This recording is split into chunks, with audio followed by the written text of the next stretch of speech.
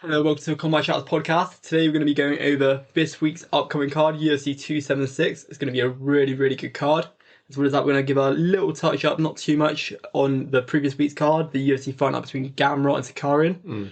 Or should I say UFC Fight Night Tsukaryan versus Gamrot. Wrong way around, doesn't really matter. Yeah. Not at all. Anyway, the first fight on the Tsukaryan card was, we're not going to go into it too much, just because obviously the card itself wasn't too exciting. It's a good card, but there wasn't a lot to, really go into, a lot of wrestling and whatnot, which isn't always the most entertaining thing to watch. But, the main card was really good. Started off with the first fight. We have Chris Curtis obviously took on Rodolfo Vieira. And the big story in this one was Curtis's takedown defense, because how many takedowns did he stuff? He stuffed 20 takedowns. Vieira got 0 out of 20 takedowns. And we knew if this fight stayed on the feet, it would have went that way. Vieira showed a lot more toughness than what I thought he had. Much improved boxing. It was actually a very competitive fight on the feet as well, which I was surprised at. What was your thoughts on this one? So it's quite interesting, to be fair. I mean, I think every single fight had a takedown apart from this one, which isn't too surprising. Obviously, they're all really high-level wrestlers. But you think somebody, without much jiu-jitsu experience, but as many accolades of jiu-jitsu, you think they would have landed a takedown. I'm not saying he tried about 20 times in this basically 15 minutes. And I think it was Curtis's takedown defense was so good. Oh yeah, 100%. And that's what it's all about. I don't think it was necessarily down to Rodolfo's inability to secure a takedown. Chris Curtis' takedown defense looks so strong, and you could tell it's definitely something he would have worked on prior to the bout, because if Vieira took him to the ground, we both know what would have happened. Yeah. He would have got absolutely played about with, potentially even submitted. But overall, as you said, I thought he looked good on the feet. I really did.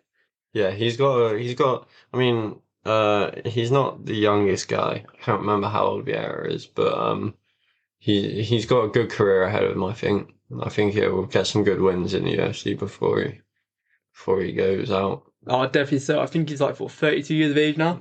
Yeah, so it's not that bad at all. He looks a bit weathered already, doesn't he? To be fair. I mean, to be fair though, when you've got a history like that, that much success at that high level European and Brazilian tournaments, competitions, world competitions and whatnot.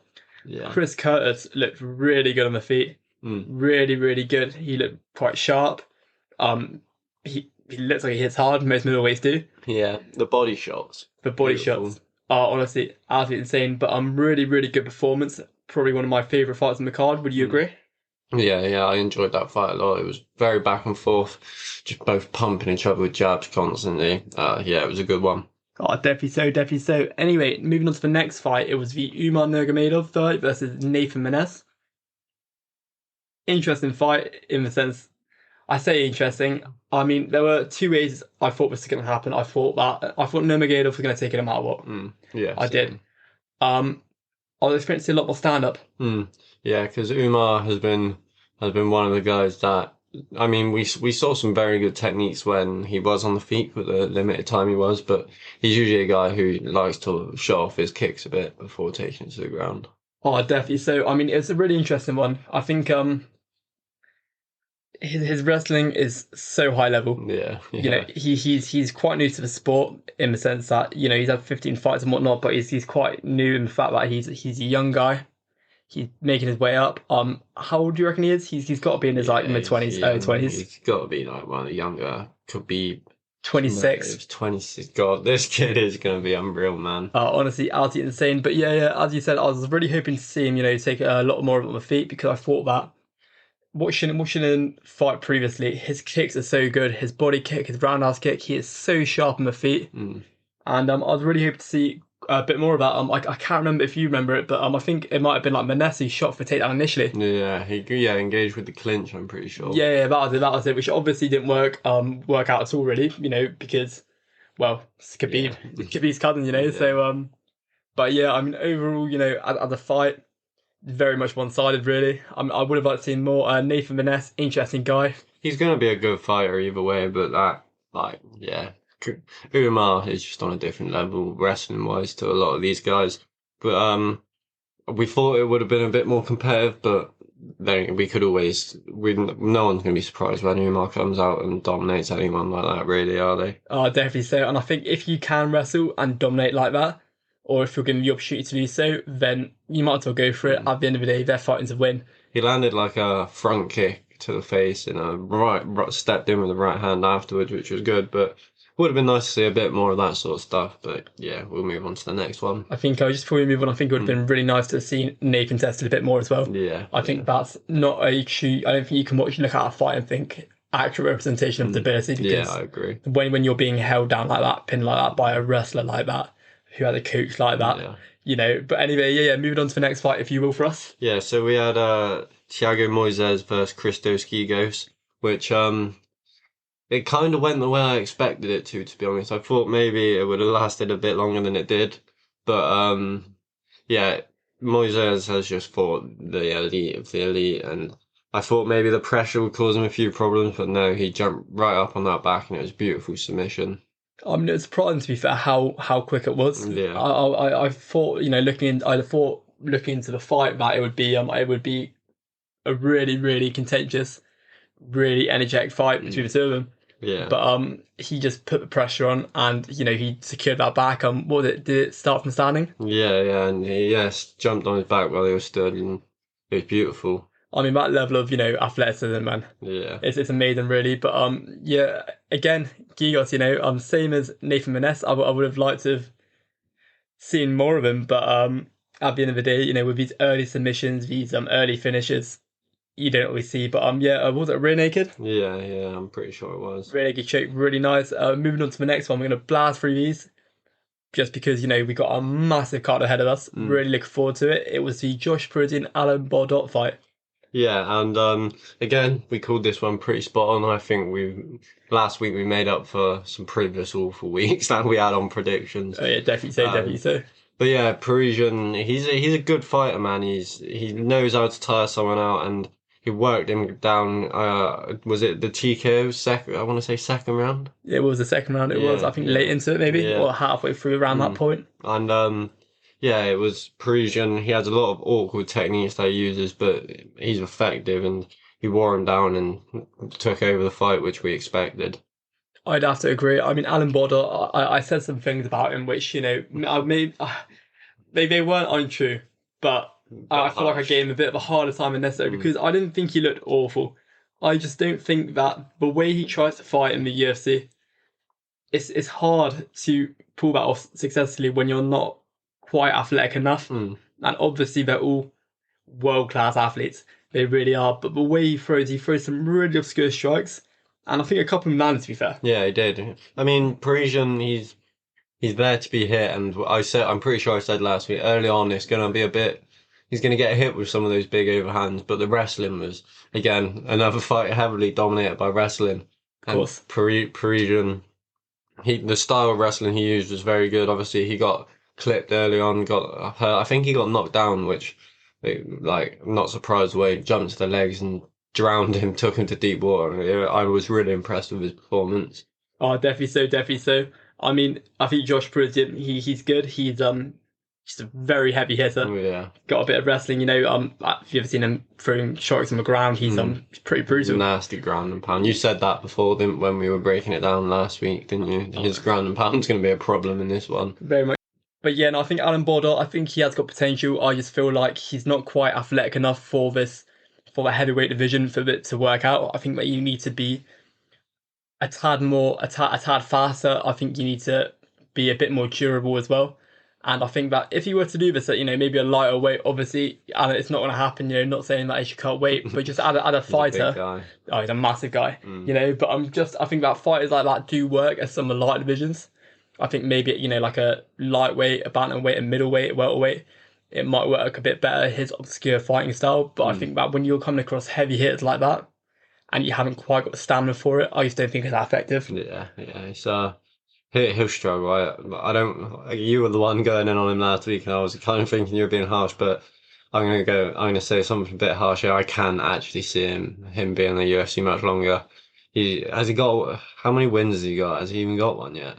So I don't believe he's got one in the UFC. I think he did quite well outside of the UFC. Yeah. When he came in, he had a good record. But I believe he's on 8-4 with a no contest as well. So yeah, it's not great, is it? No, not at all. Moving on to the next one.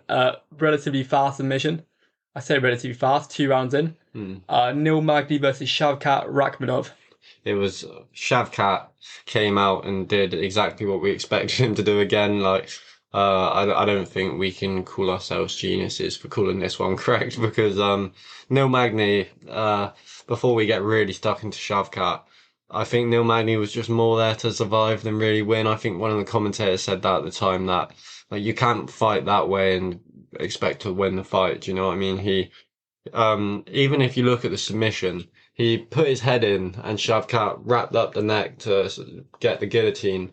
And he didn't quite have the guillotine in first, so he let go and then Magny put his head straight back in afterwards. So like although he did defend well on the ground, not to take too many strikes, it kinda looked like Shavkat was just he like playing with him a little bit, do you know what I mean? Like it just looked like he was really taking advantage to just get used to those sort of fighting scenarios because he's dominated most people in the UFC with ease, and this was another one stepping into. I think he might be top 10 now, which is interesting. I didn't maybe I like him more when he doesn't make call outs and talk too much because some of the call outs he made were horrible. Wonderboy Thompson and Masvidal just you gotta. I mean, what? Come on, man! Don't be calling out Wonderboy. No one wants to see that. Nah, not at all, not at all. I mean, at the fight, I feel like Shavkat, he was so dominant. If I'm honest, I mean, I think if Neil Magny won that, he would have beaten George St. Pierre's welterweight win record, which is absolutely mental to think. Yeah, Neil Magny's a top fighter, but Of course, I feel like though with this fight, there was no way that Neil Magny was gonna win it. As you said, fight him the way he did. I think about a fighter like Shavkat, he's just so diverse, so versatile, so multi-dimensional with everything he can do. And I think with Neil Magny, this whole stand-up, I mean, it's not going to work against someone like Shavkat because even if Shavkat is uncomfortable with feet, which it's going to be unlikely. Yeah, he's a top striker as well. Then it's going to be a matter of him taking you to the ground, and a lot of the time he's going to be doing bits on the ground, especially against Neil Magny. That submission, I think it was like second round. I think it might have been like 2 seconds until the 5 minute mark. Yeah, it was. Which it's kind of frustrating because yes, he was very deserving to win, but if he could have went for 2 more seconds and he could have another round, who knows what would have happened. Do you know the thing that confused me the most? Oh, what's up? He came out throwing front kicks. They were opposite stances, so it takes away that sort of kick option straight away anyway. You can't really find the solar plexus or liver to hit from that side. And he started throwing front kicks to the chest straight away, like he's not going to get taken down like straight up. It was a bit weird to me. It's obscure, really. I thought that he went about it a weird way. Whether he trained to fight like that, in his camp, or whether he was being, given the incorrect instruction from the corner. I can't remember what his corner was saying to him. Do you? No, I can't remember. Maybe something I should have paid attention to. Might have been, useful when talking about this one, but yeah, regardless, he probably didn't go around it the right way. But overall, okay fight. I mean, so far on this card, maybe I'd go Parisian, Chris Curtis, and Shavkat looked good. Shavkat was good, but it's just one of those things. There's just a lot of wrestling, and I mean, I don't mind wrestling. I appreciate it for what it is, but maybe not the Shavkat fight, but a lot of the other fights, it's very tedious to watch at times. Yeah, especially when, like, obviously, people get called casual a lot and stuff when they complain about wrestling because that's what people like to say these days. But at the end of the day, no one wants to just watch someone laying on someone with no intent to finish. Like, Parisian looked very good, wrestled very well. Shavkat wrestled very well. But, like, Umar's been getting a lot of love, but, like, he never looked like really going to try and finish that fight, do you know what I mean? There was a lot of fighters like that, but I'm not going to sit here and slag them off. They all look very good. No, I do agree with you. I think that obviously a lot of them do try and hold him down to pin him down to get him knackered or to maybe score points from control or whatever it is. But I think at the end of the day, it's not the most entertaining thing to watch. You can appreciate a good takedown. Sometimes, you watch a single leg and you think that's a really impressive single leg or that's a really impressive reversal or get up or whatever it may be. But when, as you said, it's just a matter of him holding his side control, just mounting on top of him. It's good if they're mounting on top and they're throwing ground strikes. That's great to watch. But not so much when there's just very little activity and they're just there wearing them out. Yeah. But talking about a fight which did have some very entertaining wrestling. This is the wrestling we like. This is I did not expect it to go this way, if I'm honest. I really didn't. I mean, who won? Um, I mean, I think I'll save my opinion on that for a few minutes because I just want to give props to both guys because they both deserve a big step up in the rankings after that fight. Oh, They definitely so. they showed they're truly two of the most elite lightweights in the world. Like, I truly believe you could put them both against some of the top five, like Gaethje's and stuff, Dustin Poiriers, and they'll, or as Gamrot would say, who did he call it? Justin Poirier or something like that. He got the names mixed up, or Yeah. yeah, or Dustin. I think he called him Dustin Gaethje, which was pretty interesting. But I can't quite remember I myself, could but see them taking out those guys. We're gonna see a switch. Even people like Terence McKinney, like we're gonna see a switch of lightweights real soon in that top five. The young up and comers are gonna dominate because both of these guys are so high level. Sorry, I personally edged the fight to Armin Tsarukyan, but I'm not gonna complain either way. Both fighters were amazing. Like I was so impressed. It was such a high level fight. I mean, it's such an interesting bout between Tsukaryan and Gamrot. I feel like watching it, I honestly thought that Tsukaryan. I didn't think he was going to necessarily dominate it, Mm, but I didn't expect it to be as close as it was. I thought yeah. that he'd be very clearly edging it. Can I just say one sec? Good. I think Gamrot grappled better against Tayukin than Islam Makhachev did. Oh yeah, Yeah, from watching that, I actually do.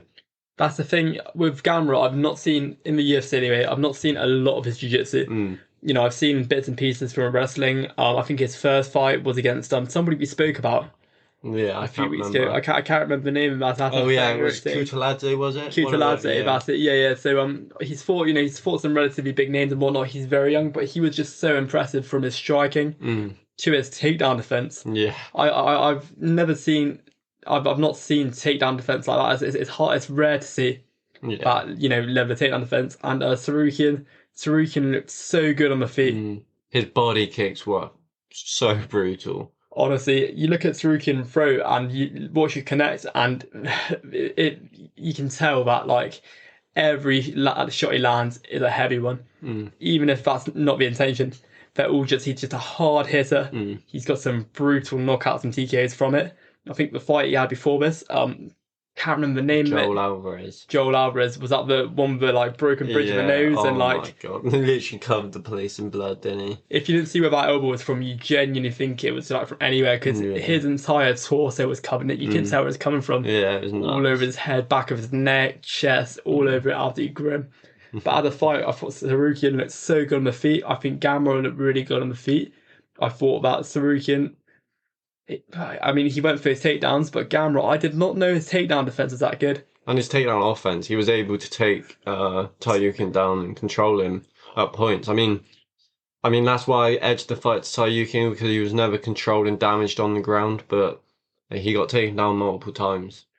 Yeah, yeah, you're right to be fair. And that's another thing as well. I mean, when do we ever see him getting taken down? Like Islam took him down a few times, but like Islam was getting swept over from mountains, things like that. It wasn't, and he wrestled very well offensively against Islam as well, and he couldn't do that against Gamrot. Oh, not at all, not at all. Gamrot's jiu-jitsu as well. Yeah. When they did get to the ground, The scrambling was insane. it was Like, absolutely mental. I'm still in shock a bit about how high level that fight was. I keep saying high level, high level, high level, but that's the only thing I can think of to explain it. I mean, it was high level. You said to me before we did the podcast last week about Sarukian potentially being a top five fighter, and I can see that. I could see that Gamrot as Yeah, well. both now I think they'll be in the top five by not the end of the year, but by quarter way through next year. Oh, definitely so. And I mean, it's really interesting as well because Gamrot, I think, is 31 years of age, and Sarukian, He's younger, isn't he? he, Like 20s. he's really young, I think. Yeah. Or not really young, then really young, but for a fighter, like he's, I mean, we see some fighters now and they don't hit their prime till they're 34, 35. of course, well, Sarukian, 25 years of age. That's crazy. And to think that you're looking at potentially, to have the potential to be a top five fighter, if not better, he could definitely be a world champion. That's another I would 5 doubt. years till he hits his prime yet. That's crazy to think. No, that's the thing. It could be another 5 years, or it could hit the prime now and then go Yeah. on for another 10, you know what Yeah, I but mean? that's And what I mean. Like, he's this good now. How good is he going to be when he's 30 years old and has all the experience against the top guys? going to be absolutely insane. And I think Gamrot's going to just continue to develop and progress. That's the best performance I've seen from Gamrot I'd ever. love to see him in Islam Makhachev after that. I Yeah, think he yeah. could grapple with Islam Makhachev actually, and I'll take like clip this, take my word for it. He will grapple and be very competitive when he fights Islam Makhachev because I believe he will get that shot. Oh, definitely so, definitely so. I think it's very deserving of it as well. Yeah. I mean, anyway, going back to you said you'd be waiting a couple minutes. You said Sarukian won, right? Yeah, yeah. In my opinion, so Arman just edged it. I think the knockdown in the fourth round done it for me because I think the last sort of three rounds were going Gamrot's way, but then the fourth Arman came back and stole the round, in my opinion. I mean, it's an interesting one, really. I think the judges' scorecards were first 2 rounds Sarukian, last 3 rounds Yeah, Gamrot, yeah. which I suppose is justifiable, really. But it's always a hard one because when a fight's that close, it could go either way. I mean, I'm surprised it wasn't a split decision. Mm. I thought it might have been a split there. Either way, I but don't know if they saw the knockdown either because no one mentioned it at the time. With the spinning back fist, I remember the commentators just kind of didn't know what happened, so maybe the judges didn't see it. probably thought he was going for a shoot. Yeah, maybe because they're so quick at dropping down to your legs. Them two. That's the thing. Watching Sarukian prior to this, watch him shoot. You don't see it happen. No, It it's just nuts. happens. It's Before you nuts. know it, he's at your legs. But anyway, yeah, enough about that card. Yeah, moving on to the next Getting one. into the big one. The big one, the big one. If you will start us off. Yeah, so the first fight on the card, we got Jessica Rose Clark is fighting Storylenko, I want to call her. I think I've got that pretty much right. It's an interesting matchup. It's probably the fight on this card that I'm sort of least confident about. We see Clark. She's evolved in the game a lot because she's very experienced and she's become someone who kind of likes to walk forward and box more to someone who likes to really get dirty and control you against the fence and it's going to be interesting because Storyalenko, she's a very technical striker. I thought from watching her back. She uses her feints well, uses her front hand, always kind of pumping it out. She'll like sort of angle out, use the footwork to create angles for the kicks. But it's a hard one for me. I don't have loads of analysis on this one. I think I'm leaning Clark, but I don't know. It's a pick 'em for me. So it should be an interesting one. I think this one could be an absolute war. Really? I think it could be. Stillarenko, she's very technical. They're both very technical, but she likes to go for it. Yeah, she does. Watching her, and I think it's Invicta. Have you ever seen her Invicta? Yeah, I've seen highlights. Yeah, it's absolutely mental. The way she walks towards it, she'll be getting hit, and she's just it's like almost as if she's not being hit. As far as she's concerned, she's hitting you back. She's just throwing a punch as she's getting hit. So I think that it should be a really interesting one. Jessica Rose Clark, she's a really good counter puncher. Yeah, she's got some good boxing. She hasn't used it much in her last couple, but she fought some of the best, and she was a lot more reliant on her striking before the last couple fights, from what I saw. Oh, definitely so, definitely so. I mean, the reason why I think this might be a war is both fighters are just absolute animals. They're both insane. I mean, Jessica Rose Clark's tattoos, like you look like a gangman. You know what I mean? Yeah, I mean, she looks like you see like the program World's Toughest Prisons. Yeah, Like, just some of the thumbnails for those videos. Yeah. She looks like one of them. But honestly, they're both very technical fighters. Stolenko, she's quite new to the UFC. Yeah, only 2 or 3 fights, I think. 2 or 3 fights, and I don't think she's I don't believe she's won yet. No, but she's had some good competitive fights. Oh, definitely. So I think her last fight might have been Alexa Davis, yeah. which is a very hard fight, a very experienced fighter. I think she's 37 years of age, Alexa Davis. But yeah, from what I've seen of her, she's got some really good footwork. Yeah, her footwork is very good. She's got some strong elbows, kicks, knees. She's very much a stand-up fighter, but her jiu-jitsu is also good. Yeah. Like, she has a lot of good... She really likes to go for that armbar. Don't know if you've noticed that, but they're... Yeah. I saw her pull one. I think that she goes from quite a lot, especially like back in, I think, Invicta, and I think she might have fought in some like LFA or something like that beforehand. Yeah, I'm not sure on that one. But she really likes to go for that armbar, and she's generally quite good. She fought in quite a lot, to be fair. I think she fought in maybe 3 or 4 different organizations, unless they're like individual tournaments. I think a couple were like Lithuanian, so I can't say I know a lot about Lithuanian MMA. No. But no, she's very good. She's very powerful, very strong. Stocky girl. She like you see her, she's very like stocky built. I think she might have fainted during previously. It was I think it's because when you're cutting weight, you've got to be. I've heard you've got to be really careful about just how you sort of stand up and stuff because the rush to your head really gets you. And like I heard something about that getting to her. Yeah, I heard that too. I mean, it's mental though, really, because if you look at some fighters who cut like 40 pounds, how much does Figure really cut? Like, not far off his that. His biggest was 40, I think. His biggest was 40. If for some people, for some like bantamweights and whatnot, if they cut 40 pounds, they'd be cutting like almost a third of their body weight. That can kill you, man. That actually can cutting that much weight. Of course, if you're a bantamweight, you're not cutting 40 pounds, otherwise you're not fighting any weight class.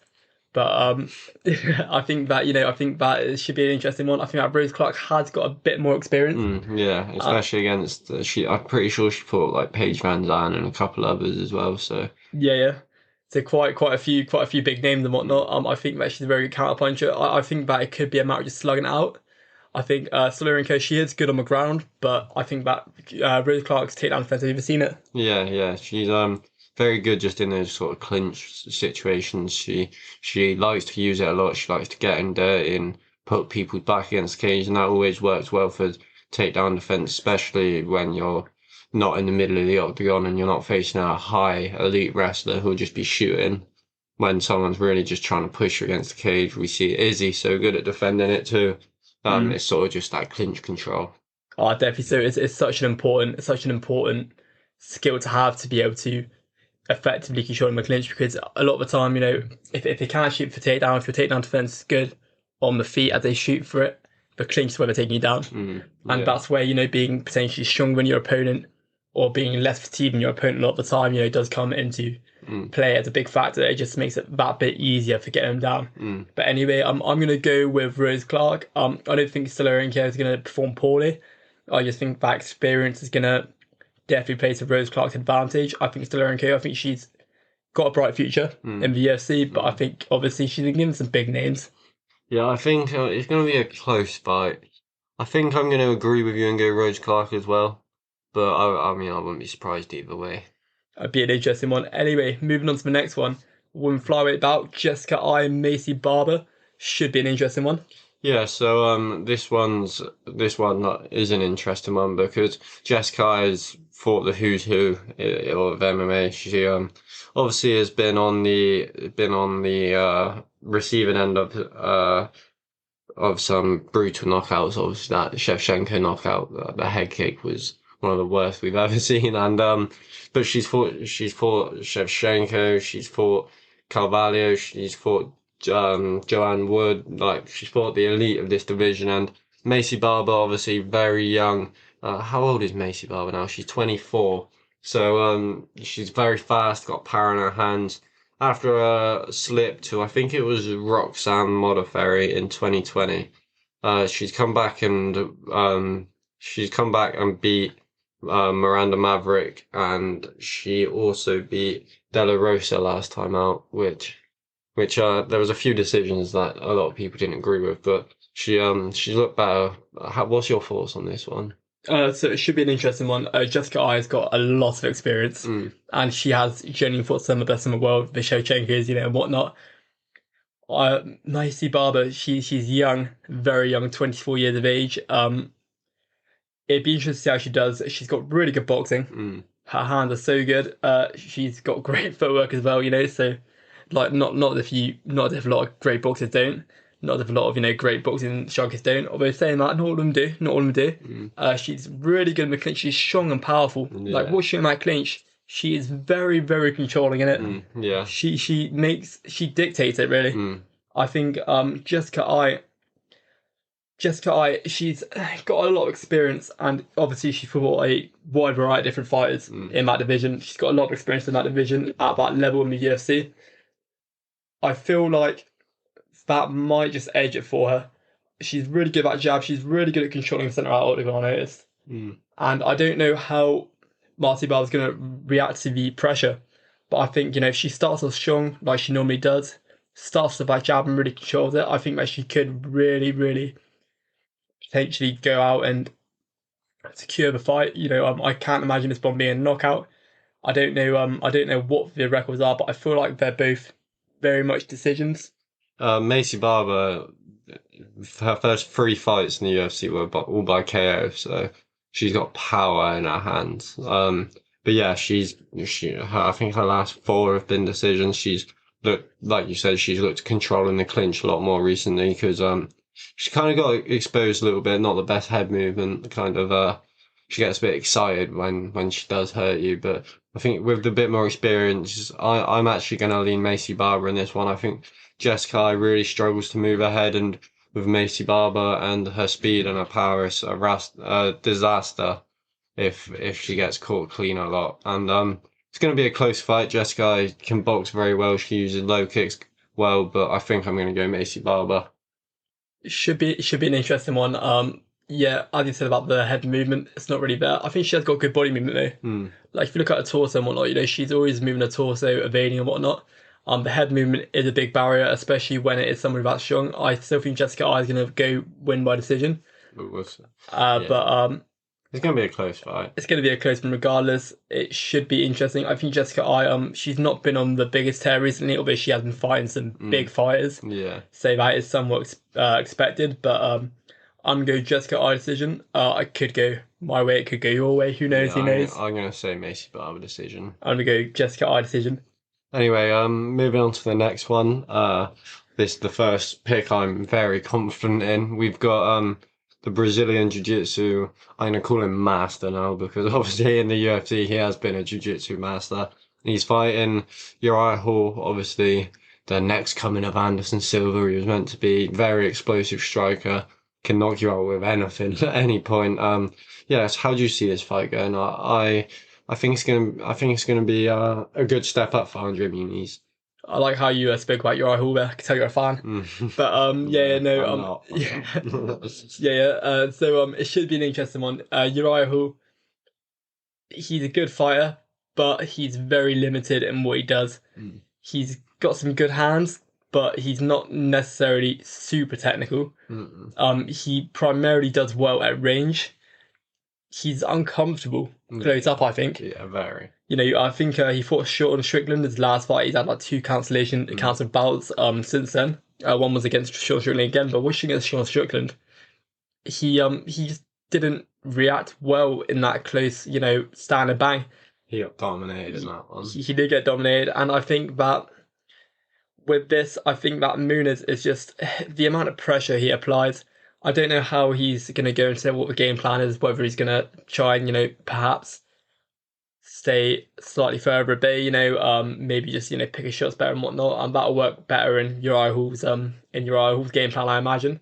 But Uriah Hall, he has a good jab, he has good shape, he's very heavy hitting, and he is accurate, not as if he's overly technical or anything. He's okay in the clinch, but I just don't think he's going to be able to keep the pressure. Like, I mean, he's good in the clinch, but against somebody like Andre Muniz, who's as good at jiu-jitsu as they are, I don't feel like he's going to be able to do as well as he normally does. And I think, obviously there is going to be a big height difference, I imagine. Yeah. You don't reckon? I'm not sure. We'll have to look into this one, but I feel like Uriah Hall's just not going to be able to deal with the pressure.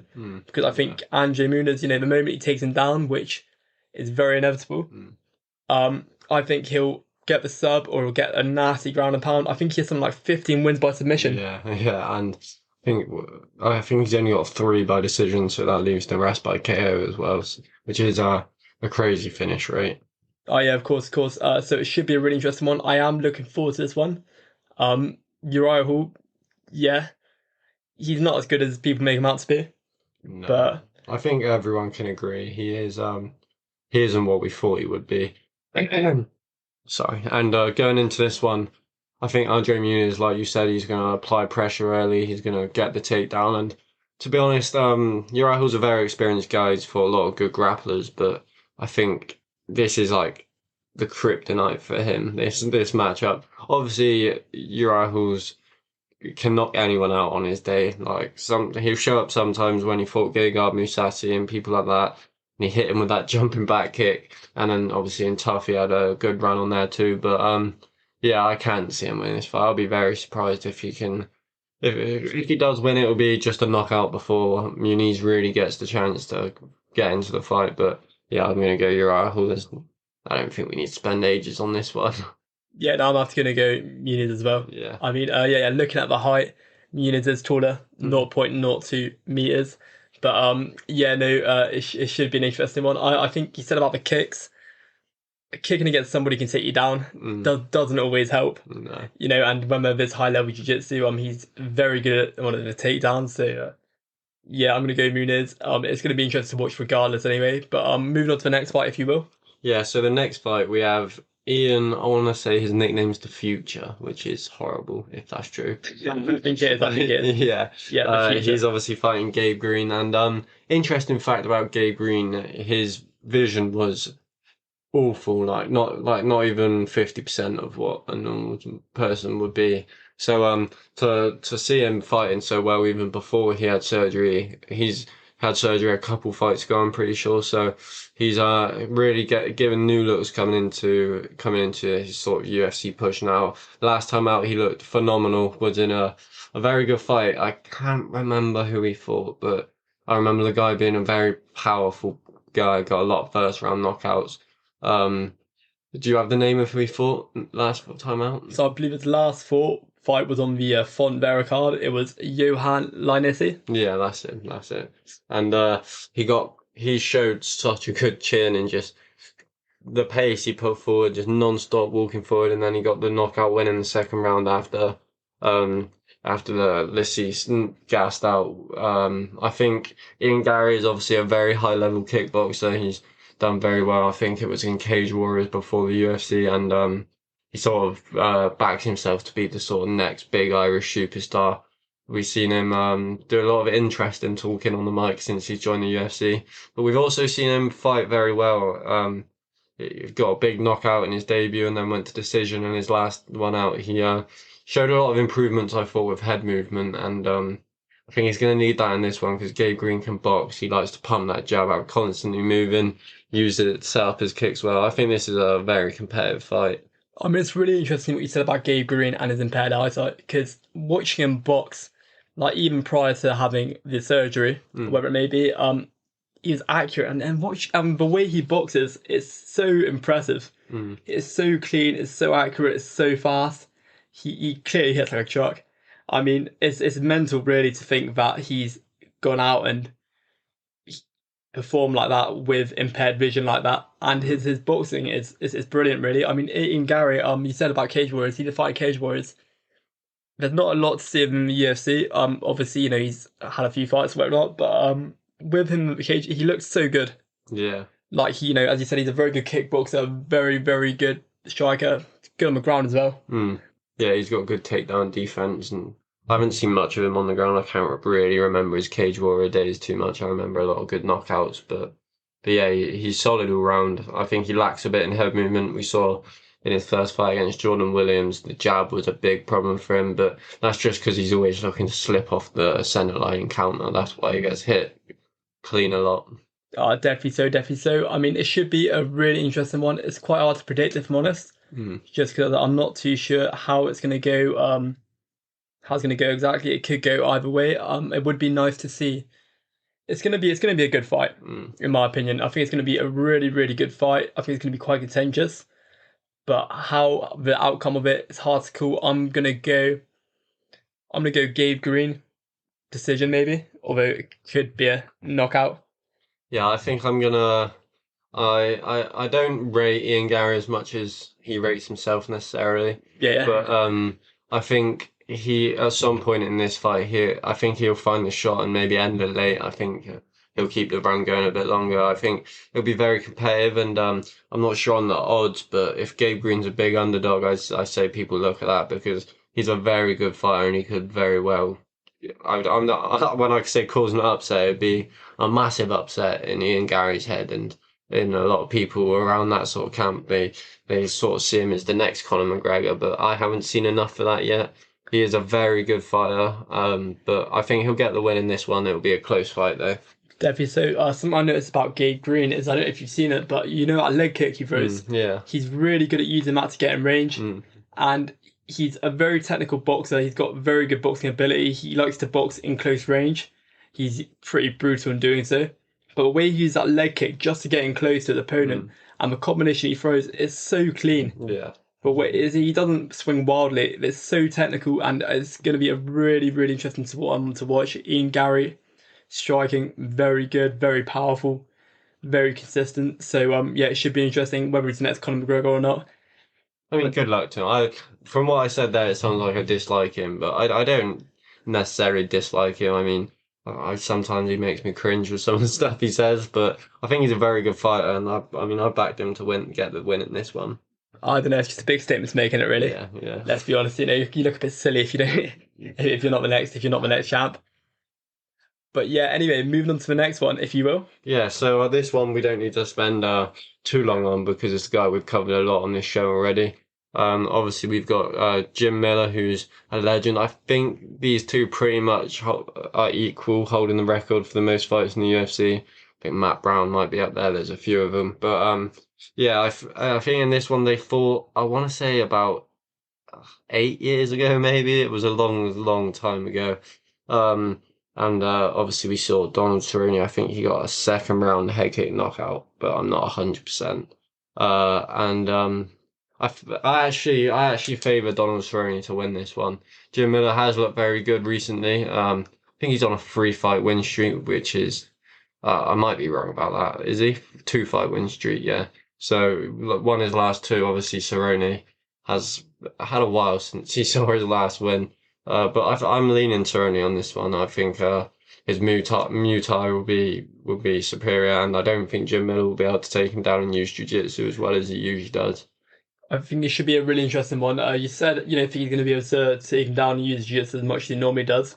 I think that it's important to remember, Cerrone, he's a black belt. Yeah. Jiu-jitsu black belt. He's very good on the ground. He's very good at standing up. He's just a very good MMA fighter in general. The only thing with Cerrone is that he's not fought in a while. So how he's going to be, as far as conditioning is concerned, obviously you have your camp and whatnot, but it's very different to having a competitive fight. He's just had 2 fights called off, and prior to that, he hadn't fought for, a very long time. Yeah. So it should be a really, really interesting one. I think that Jim Miller, Donald Cerrone, both legends, wouldn't you say? Yeah, definitely. I think it should be an interesting one. I think that Jim Miller, what's his submission record? Do you know? Not off the top of my head, but we've seen even recently he's submitted some good young and up and coming guys like Roosevelt Roberts, etc. And he's elite on the ground. Do you have it? How many it is? So 18 submissions. 10 decisions and 6 KOs. Yeah, it's which impressive, is man. Absolutely mental. I mean, if you look at it, that's 24 out of 34 wins are finishes. Yeah, that's insane. That's actually mental. But yeah, Jim Miller, he's good on the feet. He's good on the ground. His jiu-jitsu is amazing. As you said about Donald Cerrone, it's not going to be as easy as it would be against a lot of opponents. Donald Cerrone's very good on the feet. I imagine he'll be able to keep it to the feet, and if it does go to the ground, it's not going to be the end. No, Cerrone can submit it. He's so good on the ground, Cerrone is. Definitely so, but it should be a really, really interesting one. We speak about Cerrone a lot. Yeah, it does every week almost. It's like he's fighting every week or something, but yeah. I mean, he's known for it. He is known for it. Yeah, consistency, I like it. Has 2 years off and then... It's going to be interesting to see how all the weight cuts affect him. I'm glad they're doing this at 170, I'm pretty sure. So, because obviously the 2 fights against Joe Lazon were at 155 and 2 weight cuts, and he's almost 40 years old. Can't be healthy. But I think I'm going to go Cerrone on this one. What about you? It's a hard one, really. I'd like Cerrone to win it. I'd like Jim Miller to win it as well. Yeah, either way, I'm happy. But I feel like with Jim Miller having a bit more consistency and whatnot, I feel like he might just edge it. Cerrone has always got potential to knock him out.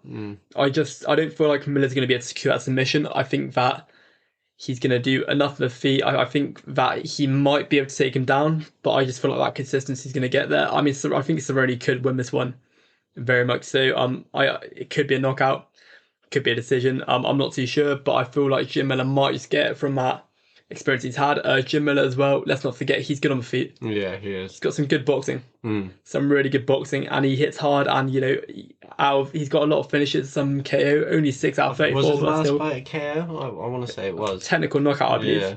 But yeah, it was quite a good fight as well. To be fair, quite an early one. Who was it against? Do you remember? No, not off the top of my head. But yeah, it was he broke some sort of record with the win as well. I can't remember what it was. Nicholas Motta. Mm. That was it. Yeah. But yeah, no. So I'm gonna go Jim Miller. I think he's just gonna edge it. I think it's gonna be a really good fight. Although I think Cerrone could also win. It's just a hard one to call, really, if I'm honest. I can see that picture head kick out coming out again if I'm being real. Oh yeah. Yeah, but maybe not. That would be cool. I'd love to see a cool Cerrone knockout. Yeah. Another head kick. So getting on to the next fight, I'll get you to start us off with this one. This, in my opinion, has potential to be fight of the night. It is a banging matchup. We have Brad Riddell against Jalen. I want to say, I don't want to pronounce it like Julian, like most people would. Jalen Turner, I think. Jalen Turner. Jalen. Jalen. Anyway. It's better than Julian. Yeah. It's gonna be a good fight. Yeah. Brad Riddell. Jalen, both great fighters, honestly, and it's really hard to call because either one could take it. I mean, there are a lot of fights you look at and you think to yourself like, this could be a draw. Who's to say this isn't one of them? Not as if they ever are draws, very rarely. But I think that it's a hard one really. For Jalen, he's so good at using his range. He's quite a tall guy. He's great with his kicks, keeping distance. You watch him; he's great at keeping distance with his kicks. He's really good with his knees. He's just generally quite good at that Muay Thai style of striking. He's got good boxing. He's powerful with clinch, and he's great at utilizing all the different boxing skills: the jabs, the straights, the uppercuts. I feel like looking at Brad Riddell, he's such a strong counterpuncher. And he's a really good boxer. I feel like if he's able to just walk through that, then he's going to cause some serious damage. And obviously, I think that the reach and the utilization of that distance management is going to benefit Jalen, but I don't think it's going to benefit him too much. I think Brad's going to walk through it. Yeah. Because he's just an animal. Yeah. And he's so intelligent in the way he fights. Like he's had like 2 fights, one of which was like had round of the year contender. And the other one, one. Yeah, that was it. Yeah. And the other one was I can't remember what it was, but it was like I think it might have been like a fight of the year contender. I could be wrong, but he's really intelligent in the way he fights, and I think that he's whenever he does strike, he strikes heavy. Yeah. He's a really heavy hitter, and he loves to swing. He loves to exchange. Jalen Turner also love the same, so it should be a really interesting one. Any thoughts on this one? Yeah, so I thought of it the same way as you really. I think Turner he's sort of not said he's similar, but he sort of has always liked to base his fighting style around Anderson Silva. You see like I think is his nickname the Spider too or something like that. I think it might be. It might be. So you see him, he's very, very good on the feet. His defense is really good as well. This is a very interesting matchup for me. I originally I thought first off like you, I think that Brad Riddell is just gonna breeze through it and really just not care too much and kind of just really get in his face. I think it will be a scenario where Julian Turner's really tagging him up. I think he's 6'2", a 6'2" lightweight, and Brad Riddell's like 5'6". Yeah. I think the range is going to be a problem early on, but I can see Brad Riddell rallying on and damaging him late. It's a hard one for me. I like Julian Turner is his last fight against Malarkey was insane. He looked so good in that fight, and going off that, I kind of want to go with Turner, but I think I'm gonna lean Brad Riddell with you. I think this one for me is one of the closest fights on the card. I think, but Brad Riddell's toughness and power is going to do it. In my opinion, he'll destroy the leg and get in close afterwards. See, that's the thing. Brad Riddell, he's got really powerful leg kicks, I think though with J. Allen Turner, the way he strikes, he's so accurate and he's so clean. Mm. Brad Riddell, he's an intelligent fighter, so what he does is going to be the correct thing to do. He fights intelligently. Every decision he makes, everything he does, He's got a very good fight IQ. He knows what he's doing, and I think that he's going to go in. I think that he's going to swing, try and brawl a bit. The only issue with that is that if he can't do it effectively enough, Jan Turner's going to pick him apart. The knees up the middle are going to be massive as well, because if he steps in too much with an overhand, Turner can just bring that knee straight up the middle as he's dropping down, and that could be night. Brad Riddell's chin is insane, but like eating a knee from Jalen Turner is not going to be nice. There's only so many knees you take around the line, Yeah. but it should be an interesting one. Jalen as well, his boxing combinations are so good. Mm. They're so clean, especially in like close quarters. His hooks, his uppercuts.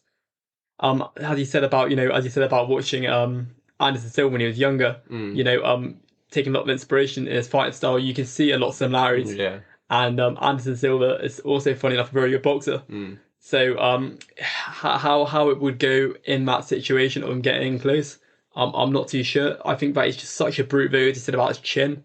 I think with his chin, he's going to be able to take quite a bit of punishment and whatnot. How many knees? Who knows? It's hard to take a knee. Yeah. But overall, I think that Brad Riddell is going to edge it. I think this one could be a knockout. Mm. I really do. I think that if he does try and brawl, or if it does end up becoming a matter of a brawl, and I can't see it going to decision, someone's getting knocked out. I think if it goes to decision, they're both going to have to show their chins, and it's going to be an all-out war and one of the best fights of the year. But I agree. I think it's going to be a knockout either way for one of them. Definitely. So I think Brad Riddell, I think he fought in like 1FC as well. A bit more time than that. Yeah, I didn't. Yeah, you told me about that. I wasn't sure, so yeah, pretty cool. He's got some. He's very much a Muay Thai based fighter. Mm. He's got some good wrestling as well. And obviously the gym he comes from as well. You were talking about fight IQ. Izzy Volk isn't from the same gym, but kind of integrated with them. Very smart fighters. Oh, okay. What's it like? Yeah. I understand. Yeah, partner together and like. Yeah, they were from the same camp, so training with those guys every day is going to be a big helping hand, isn't it? Oh, definitely. That's definitely going to develop your fight IQ. It's definitely going to make you a more intelligent fighter. Moving on to the next fight, that should be an interesting one. Before we move on, though, there is one fight I've got to talk about on the prelims, and that is the. Just get up now. That is the Brad Tavares versus Places fight. Yeah, I completely forgot about that. Yeah. So did I. I realised the moment I was looking through him, and I was thinking to myself, hang on a second, there was like another big fight. This should be an interesting one. Any thoughts? Yeah, it's a hard one because the how do you say it? The playlist, how would you say it? How would I say it? Not any worse than you. Duplessis, Duplessis, yeah. Duplessis, yeah. Yeah, so I think that Duplessis is since he's coming to the UFC, he's got I think 2 knockouts, very very good knockouts. He's a high level kickboxer, very aggressive. He gets hit a lot, kind of leaves his chin out there when he's throwing kicks, and he'll smash the legs, keeps his guard very high. The thing for me is I'm gonna go with Plessis, but I think the experience for Tavares will be a big factor. He's obviously fought in 5 rounds with Adesanya, talking to kickboxers, so he's seen most in the sport. But he's old. He's looked good recently, but had a not so nice knockout not recent, but in his last few against Edmund Shabazian, and he hasn't been the most active either. So I think I'm gonna go to Plessis in this one. It should be an interesting one, really. It's hard to predict. I think that Tavares, as you said, he went a good few rounds with Adesanya, which takes quite a lot to do so. He's such a heavy striker, and he's really versatile in doing so. He's got some great kicks. He's got some good boxing. He hits very hard, and his takedown defense is very good as well. And I think that takedown defense is definitely going to really aid him in this fight. We look at Duplessis, he's very good at stand up. He's strong in the clinch, but I think, that takedown defense, although yes, clinch work and takedown defense, slightly different in the sense that obviously not having a good takedown defense and having a sorry, my mind's gone completely blank. But I think that, just that ability to be able to form in that grappling situation is going to really benefit him, because I think that in the clinch, Du Plessis is he's dangerous. And Yeah. not only that, he's got some really good jiu-jitsu as well. Have you seen his jiu-jitsu? No, I haven't. I actually didn't watch much of him outside the UFC. I've only seen his few fights in. I think he's really good in the clinch. He's got a good takedown ability, so I think that's going to benefit Brad Tavares being strong in the clinch, having a Oh, good you're takedown. talking about Brad Tavares' jiu-jitsu? No, I'm talking about Du Plessis. Oh no, I haven't seen it. Well, he's got quite a few good rear nakeds. Oh, nice. Yeah. He's That's good. pretty good at it, and his jiu-jitsu is very strong as well. Ground and pound, he's generally very versatile. Yeah. Obviously, he's quite new to the UFC, isn't he? Pardon? Quite new to the UFC, isn't he? Yeah. I only had a couple, I'm pretty sure. Only had a couple, but yeah. So I think Brad Tavares, I think his striking and whatnot, he's going to be able to outstrike him with relative ease, in the sense that it's not going to be too challenging for him. I think it's going to be a contagious fight, but I think just that experience is going to really benefit him. And I think the only way Du Plessis is really going to cause any real damages if he's able to take himself to the ground. Tavares has a really good takedown defense, so it should be interesting to see how it goes. So what you think? You don't think he'll have much for Tavares on the feet? I don't. I think Tavares, I think he just hits so hard. Yeah. And I think that his defense is so good, and he's so strong in that clinch. I think he's going to struggle. I think Tavares is just going to, that experience is going to be such a big factor, and I'm going to go Tavares decision. I'm actually going to go the other way and go Du Plessis, but I see your point. This one was a hard pick for me because Tavares is a tough guy. Like, he ate some bombs against Izzy. Edmund's the only guy in recent memory to really put him out like that, and obviously Edmund Shabazian can do that to anyone. So yeah, fair enough. Are we moving on to the main card now? It is now the main card. There we go. Here we go. So the first fight on the main card. It's cancelled. Really? So that was Misha Tate. Misha Tate, Lauren Murphy. That would have been a good fight, to be fair as well, I reckon. I saw a lot of tweets saying this card is officially the best card of the year now. Misha Tate and Lauren Murphy have been cancelled. I don't know. That's just harsh, man. I would like to watch it. Misha Tate is. I don't get the hate for it. I mean, she says a lot of dumb. I got to stop swearing, dumb stuff. So I can see why. Maybe that's why. A lot of people say a lot of dumb they're stuff. Fighters, man. Obviously, they think they're the best in the world. You know what I mean? Like, they're all gonna think that. It is irritating at times, though. Like, whenever you watch really inexperienced fighters talk about it, and then they just come with nothing. Yeah. It just makes you look a bit of an idiot. Yeah, you gotta have some. I mean, you say that, and then you saw like someone like Conor McGregor come through, and then all of a sudden he's predicting what he's going to do in his fights and stuff. That's the one in a million, though. Yeah, it is. But everyone wants to be like that, so they just start saying it. I mean, to be fair, it sells a lot as well. So anyway, back to on the topic. Open the pay-per-view. Just for a change, Sean O'Malley, every time he fights, likes to open the pay-per-view. And we finally get to see him a big step up in competition. I think he's fighting ranked number 10 in Pedro Munoz.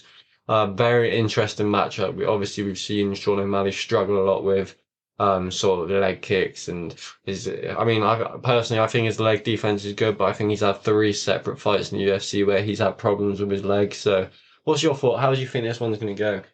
So it should be an interesting one, really. I think Sean O'Malley, he's amazing. On the feet, he's a really good striker. He's really clean. He's really accurate.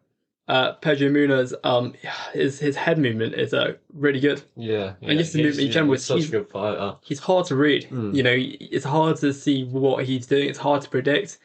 He has great footwork as well. He's so calm, calculated. His leg kicks are really effective. Yeah, his leg kicks are some of the most brutal leg kicks you'll see in MMA. And I really think that this is something Sean O'Malley is going to struggle with. Yeah. I think that when you're that unpredictable and when you're able to throw leg kicks like that and you have to keep your opponent at bay, Sean O'Malley, he keeps his hands very low. Very low. And obviously, it probably does help out with a lot of his power and whatnot. But I think when you're that unpredictable and whatnot, it's so easy to get clipped. And I think although Sean O'Malley does hit with some absolute force, Pedro Munoz is an animal. Yeah. Absolute animal. Never been finished in the UFC. Never been finished. I think he's only lost to world champions as well, like someone who's had the belt at one point, which is crazy to think. I might not be right on that one, but I think his last 6 losses are all to world champions. So well, that's insane. Yeah. That's absolutely nuts. Yeah.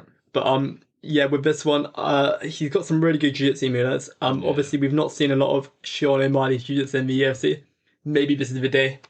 Maybe this is the time we get to see it, because I would be interested to see. He's supposed to have good jiu-jitsu, right? Yeah, there's definitely been whispers of him. I think he just likes to get high and roll with people. To be honest, I think I've heard Joe Rogan talk about that. A lot of good jiu-jitsu guys just like to like blast a joint and then go and roll, which is pretty weird. That would be something I'd never consider before going and doing a combat sport. But yeah, I think yeah, just sort of gets him in the zone, and I feel like that's a sport he could really fall in love with. So I wouldn't be surprised if he loved jiu-jitsu and really practiced it all the time, especially when he had the leg injury and was out for so long. I bet all he did was smoke weed and roll. That's all you like. You can't do much, you know. I mean, it's an interesting one, though, really. I suppose there's not been many opportunities where he's really had to grapple, is there? No, not in the UFC. I think Vera is the only person who's been on the ground with it. Oh no, the guy he broke his leg against, he did grapple, but he got a broken leg and he still won the fight. He was just holding him on the ground, so Not like you can do a broken leg, is there, really? exactly. But yeah, I think it should be an interesting one. I think just that lack of predictability from Muniz, it's hard But to know. you keep saying lack of predictability from Nunes, but what about with Sean O'Malley's unpredictability? Because that is something I've never seen someone as unpredictable as Sean O'Malley. So I do agree with you to a certain extent, but I think I think that his movement is just so intelligent. The lack of predictability, the movement, the way he moves, it's so constant, and it's so his footwork is so tidy. I don't know if I think with the leg kicks as well. For Marley to get into range, like yeah, he's a lanky guy. He's really tall for bantamweight. He's really tall, and that has a massive advantage when it comes down to reach, because obviously he's gonna have more significant reach than almost every fighter he fights against. Mm. But I feel like just that lack of predictability, the ability to be able to move into space, I think that he's gonna have a hard time against Muniz, especially with his hand so low, because I think that with Muniz's boxing, it's so good, it's so fast, it's so clean and so accurate. Power as well. Power as well. I mean, we've seen O'Malley get knocked out. Yeah, we have. Yeah. It was early on mine. It was. I think it might have been like a fight or two after. Cheeto. Yeah, exactly. It was again. It was the leg playing up, and he didn't really. I mean, he did kind of get put out, but I think it's called the pleurin. No, I can't even say the word. The nerve in his knee went basically. Yeah. And he couldn't really stand up, and kind of got ground and pounded after that. So, but yeah, he did go out. I'll give you that. I just feel like that it's a hard one to call really, because it's a real challenge for Sean O'Malley, a fight like that. I'm gonna go. I'm gonna go with a decision. For who? I mean, I reckon it's gonna have to be. It's a hard one really. I think O'Malley's gonna do well. I just think that he's gonna have a hard time fighting against him. Yeah, well, that could be a really, really poor prediction. It's a bit of an obscure way to think about it. I am aware that the channels I've gone down to come to that conclusion, but it's not like I've never made a poor decision before anyway. But no, I reckon it's gonna go Pedro Munoz decision. Fair enough. I couldn't. I mean, I get your point of view. The leg kick is going to cause big problems. It's going to slow down O'Malley's movement, which Pedro sets up his overhands very well with stepping into space, which you said. But I personally think that O'Malley, with the leg kicks causing him so many problems in his career so far, I think he would have really worked on adjusting that. And I can't see him being able to touch O'Malley with his hands without destroying his legs first. And I think O'Malley would have made the adjustments. And I think he's going to make Pedro miss all night. Big bold statement here. I actually think Sean O'Malley is going to be the first person to knock Pedro Munoz out. That's what I think. That is a big statement. Yeah. I mean, it would be interesting to see. I would like to see it. I don't think the fight's going to go that way, but yeah, that would be really cool to see. That really would be. Yeah. I mean, it's a massive step up, but I mean, he fought Cheeto, but really didn't get a chance to fight Cheeto. Do you know what I mean? So he hasn't been in there with that style of competition. But yeah, I'm going to go with him. I think it's an interesting one, but I think I'm going to go Sean O'Malley by a late TKO. I think he's going to land some big shots on Pedro Munoz, and Pedro's going to stand there and look at him, and it's going to shock him. But I think the damage will what's the word? Will like stack up, and he'll get the TKO later on. But I could be wrong. I think we both kind of made an obscure thing there, but I think I think Pedro is just at the age he is. I think he'll start as being on the downslide now, in my personal opinion, and we're gonna see maybe O'Malley start that. So moving on to the next fight, we got Robbie Lawler and Brian Barberena, which is fireworks written all over it. I don't know what your thoughts are on this one. Well, it's an interesting one because everyone loves watching Robbie Lawler fight. Yeah. You know, he's so just tough. He's tough as nails. Every time you watch him fight, you know, not every time necessarily. You know, he has maybe you could say he's slowed down a bit recently, but for the most part, he's still generally very much just Robbie Lawler. But the way he acts, just his personality, and the way he fights as well. He fights like he's the hardest man alive. He is one of them. He's not far off, is it? Yeah. Brian Barberena, that man's chin. Yeah, he's crazy. There are a few fighters on this card who have like mad chins, and it's really interesting actually, because a lot of the time it feels like it's determining their fighting style. Yeah. Like, you know, I know this isn't on this card, but Yuri's chin, it's like it's his guard. And Brian Barberena, I'm not comparing him to Yuri, but you know, he will happily take on my chin. Yeah. Happily. Robbie Lawler does hit hard, but with Brian, he just loves walking into it. And I think Robbie can be the same at times. Not always. I don't know how this fight's going to go exactly. I think if Robbie Lawler is able to take him down, I think that's going to be a big factor. Yeah, I don't think we'll see Robbie Lawler shooting a takedown there. I think the experience there, and he's grappled with the best guys, so he could. But yeah, I think this fight is going to be all on the feet. All on the feet. I'd love to see it. I feel like though, if he were to shoot for a takedown, I think he could do him very well. Maybe. But yeah. I mean, as a fight, I think it's going to be an absolute war. I really do. Same. But I can't see this fight being anything other than a war. I can't think of any eventuality where it's ever not going to be an absolute scrap. You know, 15 minutes of just brutality if it lasts that long. As far as winner is concerned, I think that Robbie Lawler is just going to, with that additional experience, with him he's had some, if you look at some of the fights he's had, you know, historically. Historically, he's probably had the best fight of all time. Oh, definitely so. Rory McDonald. But even recently, he's fought some really powerful. The Nick Diaz fight. I was one of the few people to actually really enjoy that fight with Nick Diaz last time out. Both just came out and started swinging. Like, what's to hate? Obviously, Nick looked a bit like a saggy old man, but he came in, got a paycheck, and had a good scrap with Robbie Lawler again. So you can't hate on it. And Robbie looked really good. And I'm agreeing with you. I'm going to go Robbie Lawler. Yeah. I think the reason why I think Robbie Lawler's going to win this is because he's got so much experience in that swinging situation. You know, in that situation of just exchanging continuously. And Brian Barberena, you know, he's very much a dirty boxer. He's putting his hand on you. He's trying to. He's just got his hand on you. He's walking forward towards it. He's not really protecting himself. He throws a lot of overhands. I think the amount of damage Lawler can cause in that exchange is just going to be a bit too much. I agree. And I don't think that overhand's necessarily going to work as effectively against Robbie Lawler as it has in contrast to his previous competition.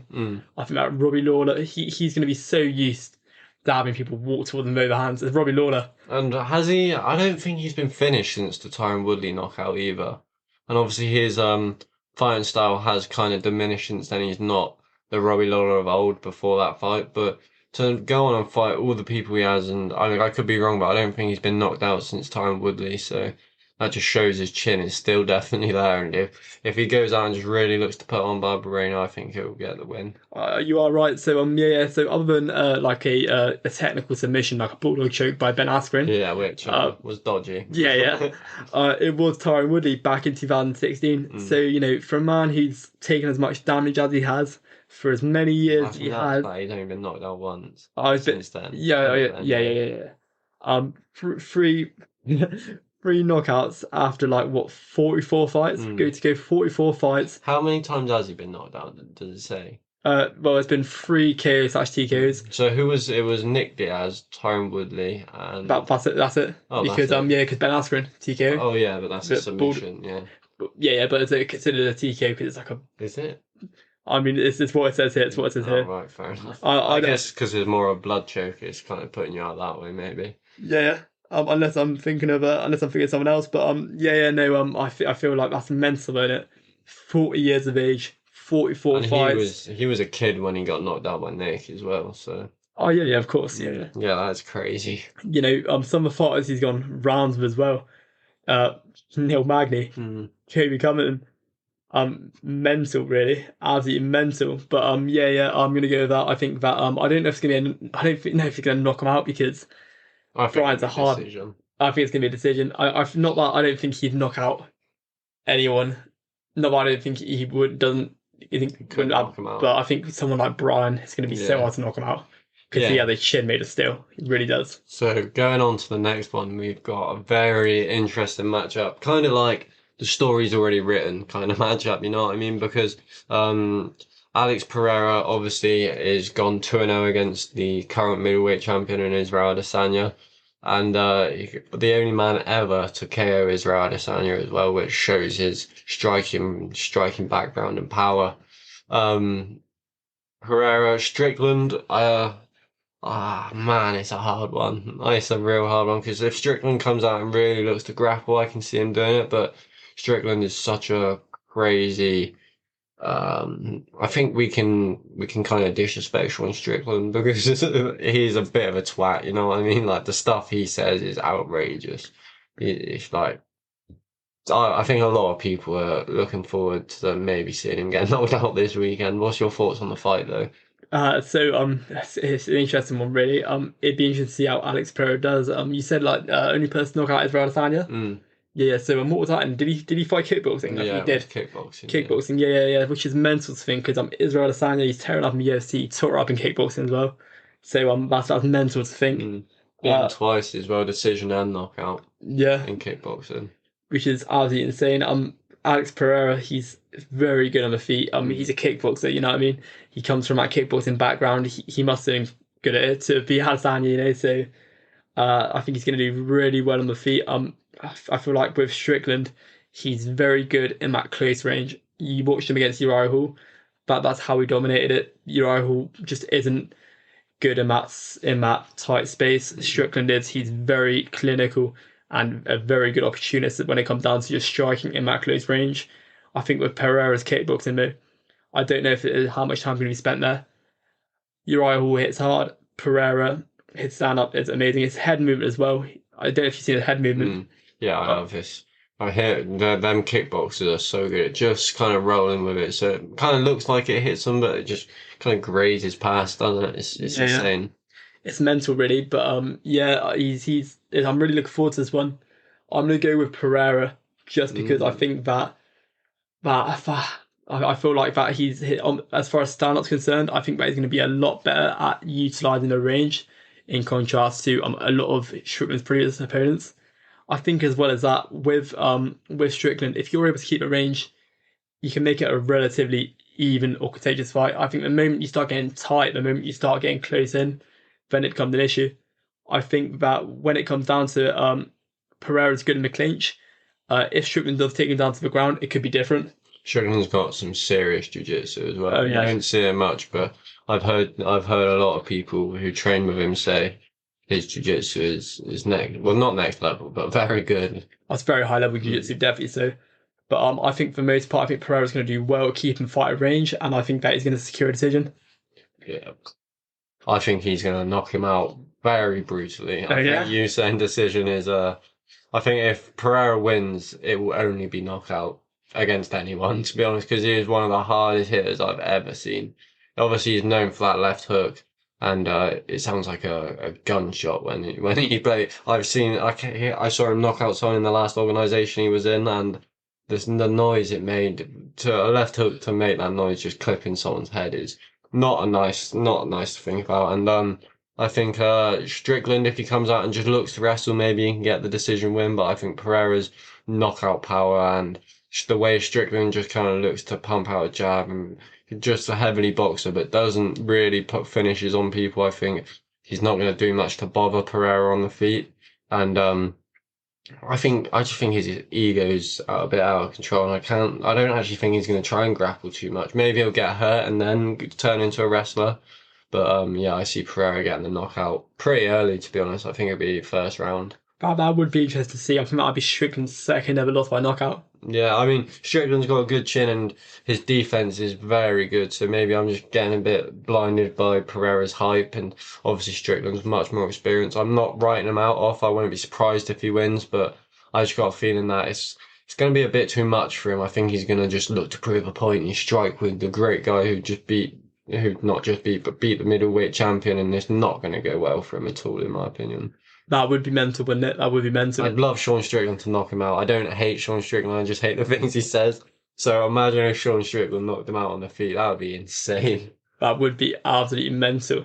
Anyway, we're going to move on to the next fight now. Really interesting one. It's the featherweight The main event. version 3 co-main event. It is the co-main. Well, it could be the main It is event. the main event, let's be real. Oh, you reckon? Oh, yeah. Everyone wants to see this fight the most. My UFC Embedded series. I don't know if you've seen it, but I've been Max Holloway goes. This should be the main. They got it mixed up.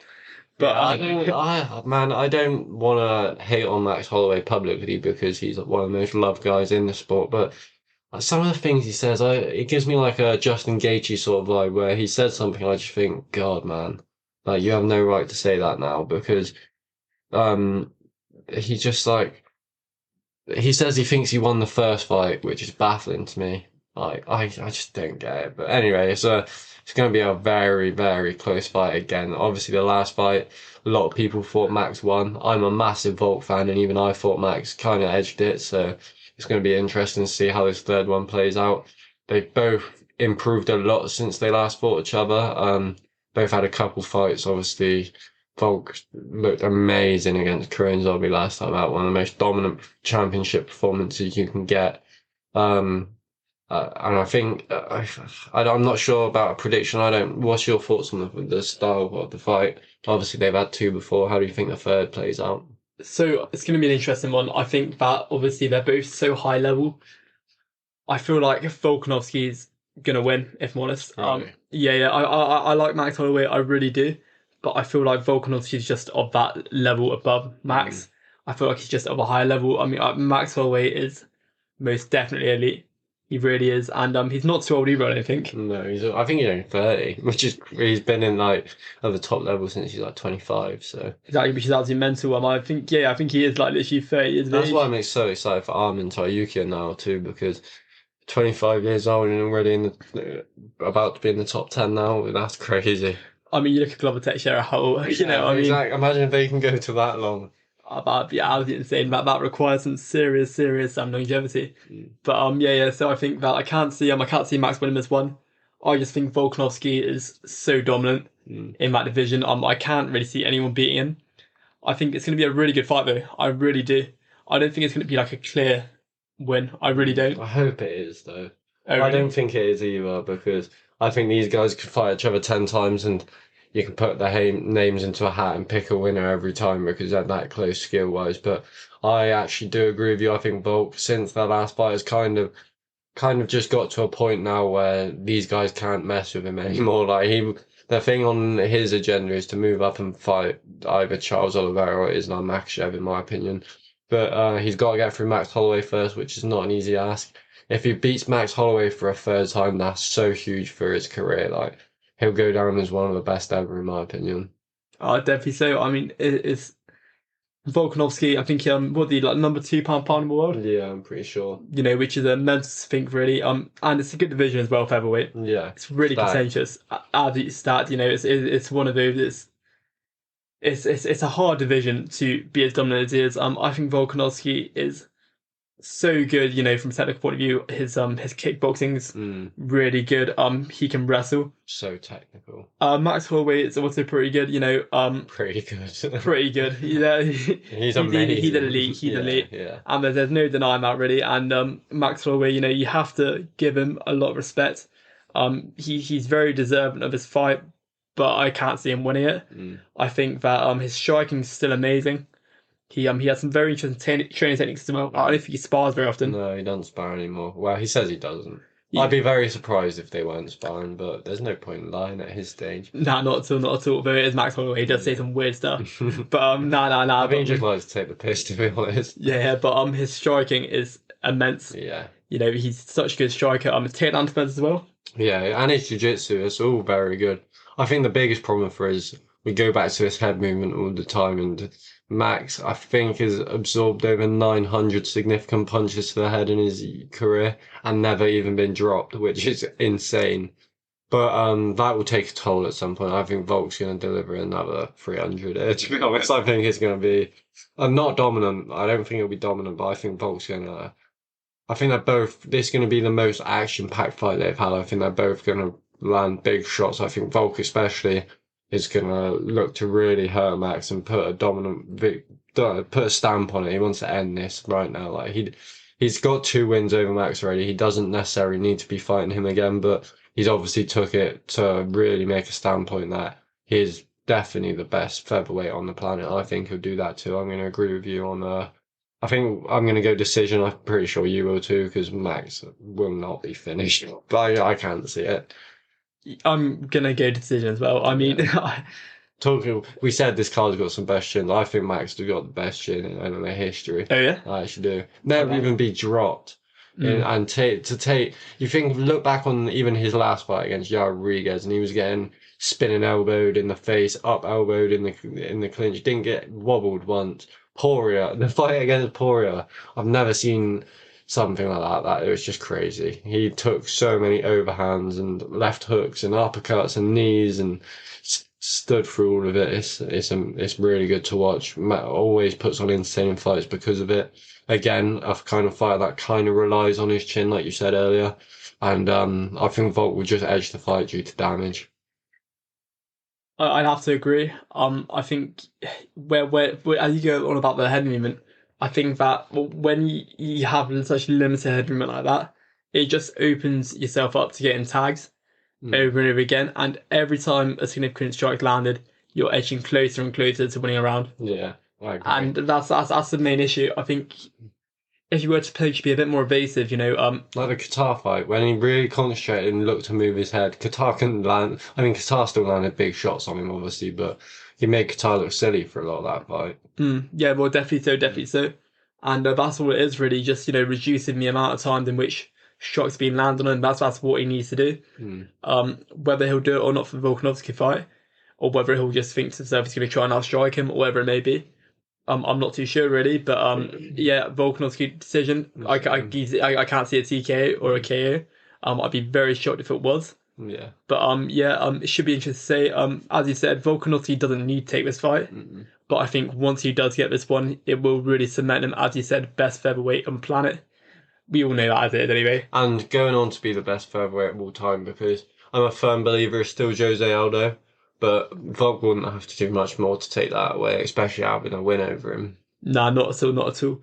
Really interesting one. Really looking forward to it. Could be the main event. Well, they both could, but another thing Max said, he said, yeah, I don't think many people will be staying to watch the main event after our fight. And I thought, what? That's such a bizarre. Yeah, that's so weird to think like that. Who wants to watch Israel Adesanya and Jared Cannonier fight? Yeah. No one apparently. But yeah. That weird. I thought that was weird. It's very bizarre. Anyway, moving on to the main event. Moving on to possibly the best nickname in the UFC, the last style bender, which is very true because he has fought pretty much every style now in the UFC. He fought the Derek Brunsons who looked to take you down. He fought the people who thought they could strike with him. He fought Gaslam who would just walk forward and war with you, and he can beat them all. And I think this fight is kind of a tailor-made matchup for him. I think Jared Cannonier does some very good things. He's very good at cutting off the octagon using powerful low kicks, but I think Israel Adesanya is too clean, too hard to hit. To be honest, I don't have much to say on this one apart from I think Izzy will kind of make it look easy. I don't want to be disrespectful, but that's how I think the fight will go. I think Cannonier will be quite aggressive. He's not going to be like the Whitakers and the Vittorias where they're kind of there to fight Izzy and not really hurt him. Like none of them really did anything to really put a stamp on those fights. but I think Canada will try and do that a bit like the Paulo Costa one. And I think that will end in a result of, I think Izzy will get the TKO win. I think with Israel Adesanya, he's so athletic, he's so fast and agile and clean and powerful and accurate. Trying to fight against him, you look at Cannonier. Cannonier is massive. He's an absolutely ginormous guy, and he's got some really good boxing. You said about the low leg kicks. Yeah. Getting hit by one of his low leg kicks, I imagine that's getting hit like a bullet. I mean, we saw Anderson Silva got finished by his leg kick, and that's a guy who's been kicking his whole life. So exactly. I mean, it's mental, really. I think with Adesanya, though, I feel like Adesanya is just too evasive. He's too good at fighting, man. Too good. I feel like evasive is a poor use of words. Yeah, it is though, because he can't. It's so hard to even touch him and find him and know what he's doing. The way he feints, the way he sets for his strikes up is. I've never ever seen anyone like. I think he's a better striker than Pereira, and Pereira's beaten twice in kickboxing. But it's kind of styles make fights, you know what I mean? But the IQ wise and the evasiveness and just how comfortable he is in there, I don't think there's anyone I've ever watched apart from him and Anderson Silva who are like that. I mean, to think if you're able to taunt your opponent whilst they're throwing bombs at you, you must be able to not get hit by a shot. And it's he's just so agile and so. It's just I don't think he's going to be able to touch him too much. I mean, he's going to land some big shots, and I think if he does land some big shots, it's going to be an issue for him. But I think that he's just so heavy going forward. Very technical heavy. Yeah. Not when I say very heavy, I don't mean he swings and all of that, Yeah. I mean, he's got some very good box techniques, some very good leg kicks, but a leg kick like that, I think Adesanya is going to be able to read it. I think he's going to be able to move out the way of it, and I think he's going to be able to tag him up, and I think the range as well. I mean, Cannonier is not a small guy, is he? No, he's not. Obviously he's fought at heavyweight, light heavyweight, and now middleweight as well, which is crazy to think. And Cannonier, his best weapon is probably his leg kicks and his power shots. But I'd say his leg kicks are probably his best weapon, and I still think Izzy does that better, in my opinion. So that's what I think. Izzy kind of is like better all round than Cannonier. Even in the grappling, there's nothing Cannonier can do to out grapple Izzy, in my opinion. Oh, definitely not. And I think with Israel Adesanya as well. I think that the fact that he's so much taller, I just looked at the height difference. Israel Adesanya is 1.93 meters, and Cannonier is 1.83. So that's the equivalent. I think it's like I don't know what that is in feet. Yeah. I know feet a lot better than I do. I think Izzy's 6'3" or 6'4". Yeah, so he'll be 6'4", and then Cannonier will be 6 foot. Yeah, so that sounds right. That is a massive difference, and the range on Adesanya. He's not the bulkiest guy in the division. He's still pretty big, mind. But that range, he's just going to be able to pick his shots well and really pick up the scores. I don't think he's going to knock him out. I do. I actually do. You see, I feel like the reason I think he's going to knock him out is not because he doesn't got the power, and he could, to be fair, land a head kick or a very, very powerful strike from range. But I think he's going to be so intelligent with it. I don't think he's going to rush it. I don't think he's going to be looking to give up risk too much. I think he's going to be very calm and collected, and I think he's going to win the fight on points. Do you know why I say knockout? It's not necessarily a thing that Cannonier does to... Well, it is a thing that Cannonier does to get himself knocked out, but not against normal opponents. The thing is with Izzy, if you come and fight Israel Adesanya, that's the way you get knocked out, and I think Cannonier will do that. I also think that Izzy is obviously a big showman. He likes to rise to the occasion.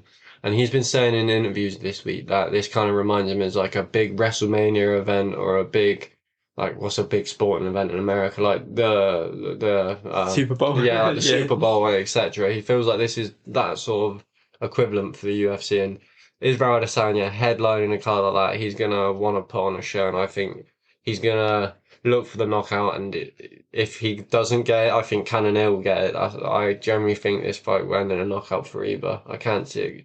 I mean, obviously it can go the distance and Izzy can fight like he has in his last few, but I think it will look more like the Costa fight and it will be like a tactical destruction and then a knockout in about the third round.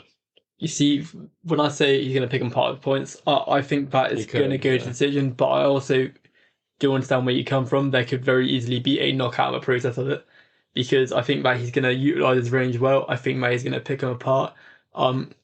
Whether Can is necessarily going to try and fight him, I'm not too sure. I think he will. I think he will too. But it would be interesting to see how the fight would go if he does try and play it a bit more tactically and a bit more slower pace and whatnot. Although to be fair, that probably wouldn't work out well for me. It's just, we've seen that, like, he'll just win that fight against anyone easy because he'll stand at range, kick your legs, jab you, and then that's all he's got to do for 5 rounds. He's got the best probably the best ever at doing that. Like, yeah. Like we saw the fights with Romero and Whitaker, the Whitaker 2 and Vittori 2 as well. And they were all like that. And I don't know. I think Cannonier doesn't do much better than Whitaker, let alone Adesanya. So I think his main threat is purely his knockout power. I think leg kicks could be a problem, but I think Izzy would counter that by just destroying his legs back. Yeah, I feel like leg kicks would be an issue for anybody apart from Adesanya. Yeah, because he's just so good at anything that comes down to striking. I think Izzy's got most people beat. 100%. I can't see him losing to anyone in the middleweight division whatsoever. Pereira is the only guy because Pereira's got that power to really, and the actual skill and IQ to really cause him problems. But people can hate on Izzy all they want, but no one can tell me Pereira's a cleaner striker than Izzy. Like, Pereira's had some competitive fights already in the UFC. Bruno Silva's a very good fighter, but nowhere near the same level as Adesanya on the feet and Pereira. No, of course Pereira not. got clipped by him a few times. Obviously, that's the fight to make if he gets past Sean Strickland, which I'm kind of hoping just so I can see that fight. But yeah, I think I'm gonna go Izzy by 3rd round TKO, and you'll go Izzy decision. I'll go Izzy decision. I mean, it is a lot of time. Now that I've said that, it's a lot of time to go without either of them getting knocked out. 25 minutes. But I'm gonna have to go with it. Israel Adesanya decision. You could be very right, but I feel like he's gonna really want to put a statement out there. I feel like a lot of our predictions tonight are going to be like, I don't know. You see, because I'm partially confident, but I'm also thinking there's some I'm more confident than others. Like I think I'll get.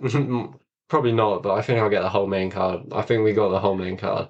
Well, I think we've disagreed on a couple. Which ones have we disagreed on? Pereira. Yeah, but again, you still went with the Pereira win, right? Yeah. Yeah, just decision. So I think we could be all right with this one, but I think because we've gone through this whole card, there's going to be a lot that we look stupid on. Oh yeah, definitely so, definitely so. Anyway, normally we do some news, but we're going to wrap up here just because it's going to be about 2 hours now, boys. Well, that's it. It's 12 o'clock in England, 12 o'clock at night, and we've just done an hour and 32 minutes. So I think it's fair enough that we wrap up there. Yeah, Finn's birthday today. Thank you very much. Yeah. Oh yeah, thank you for being my birthday. Thank you. Anyway, thank you very much for listening to the Combat Chatters podcast. Really hope you have enjoyed. We have started uploading to YouTube a lot more consistently now, so be sure to check us out there. If you're interested in what we have to say on Twitter, there's loads on Twitter all the time. It's primarily Finn, from honest with you, and a lot of his perspective, getting into arguments. He's not. I try to stay calm. Stay silly. People say a lot of dumb stuff on Twitter. Yeah, a lot of silly things. But anyway, thank you very much. I really hope you enjoyed. Bye. Combat Chatters podcast, Twitter, YouTube, check us out. Yep. Bye. Bye. Bye. Bye. Bye.